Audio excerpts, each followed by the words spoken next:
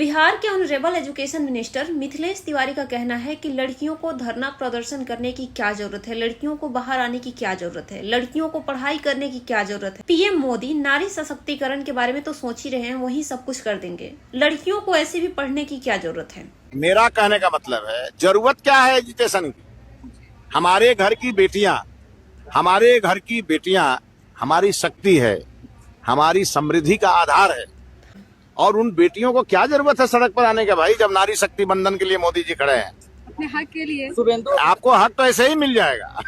मतलब कुल मिलाकर बिहार के शिक्षा मंत्री जी का ध्यान लड़कियों के एजुकेशन पर है कि लड़कियों को एजुकेशन हासिल करने का कोई मतलब नहीं बनता है। इनका बस चले तो लड़कियों से एजुकेशन का राइट भी वो छीन लेंगे। और कह भी रहे हैं कि पीएम मोदी नारी सशक्तिकरण के बारे में सोच भी रहे हैं। कौन सा नारी सशक्तिकरण के बारे में सोचा जा रहा है जहाँ लड़कियों को एजुकेशन से दूर रहने के लिए कहा जा रहा है। आज मैं इनके बारे में कुछ रिसर्च की हूँ, मिथिलेश तिवारी जी के बारे में तो मैं पढ़ी हुई। इनके पास एक बेटा और एक बेटी है और इनके बेटा और बेटी दोनों हायर लेवल का एजुकेशन हासिल करके एमएनसी कंपनी में जॉब करते हैं। और ये बैठ करके बिहार में लड़कियों को ज्ञान दे रहे हैं कि लड़कियों को एजुकेशन हासिल करने की क्या जरूरत है।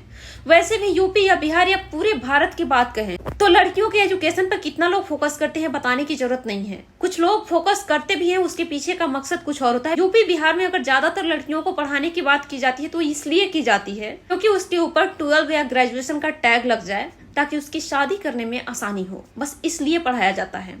10% लोग होते हैं जो अपनी बेटियों को अपने लाइफ में पंख देने के लिए, उड़ान भरने के लिए पढ़ाते हैं। बाकी सब लोगों का मकसद यही है कि शादी के लिए उसको पढ़ाया जाता है, सिर्फ उसको डिग्री चाहिए किसी भी हाल में। कुछ लोग जो लोअर मिडिल क्लास फैमिली के आते हैं वो लोग अपनी बेटियों को स्कूल इसलिए भेजते हैं ताकि गवर्नमेंट तरह तरह के फ्री की योजना देती है, तो बस उनके पेरेंट्स को फ्री की योजना चाहिए। पैसा दिया जाता है और पैसा जैसे ही लड़की स्कूल से घर लेकर के आती है उस पैसा को माँ बाप अपने जेब में रख लेते हैं। लड़की के एजुकेशन से उन्हें कोई लेना देना नहीं होता है।